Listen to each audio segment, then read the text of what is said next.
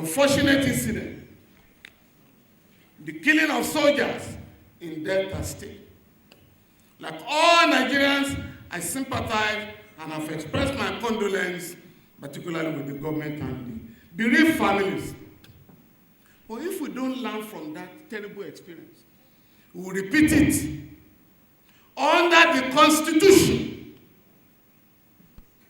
Soldiers cannot go anywhere, whether on peace mission or war mission, without deployment by the president. Who deployed the troops? We must find out so that it doesn't happen again. And I'm pleading with all of us that all those who have been arrested should be transferred to the police for proper investigation so that they can be charged. The army cannot charge them because they can't be taken to courts martial. They are civilian. They must be taken to regular court. 2, the government must, as a matter of urgency, not just issue statements in Abuja or Delta.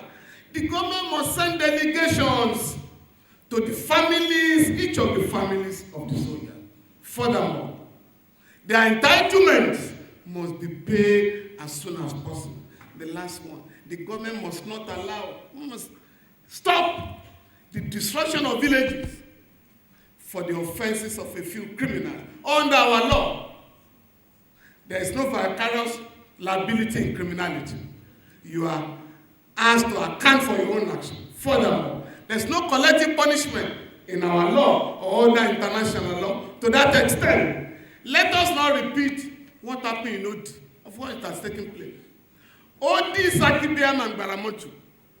The Federal High Court awarded 37 billion, 41 billion, and 100 billion as damages. Your Excellency, distinguished guests, ladies and gentlemen, let us decide that 2023 will be the last time that we are going to allow lawyers and judges to determine winners of election in Nigeria. I thank you for your patience. Thanks for checking out SYMFONI on YouTube. Please be sure to subscribe and like our videos for updates.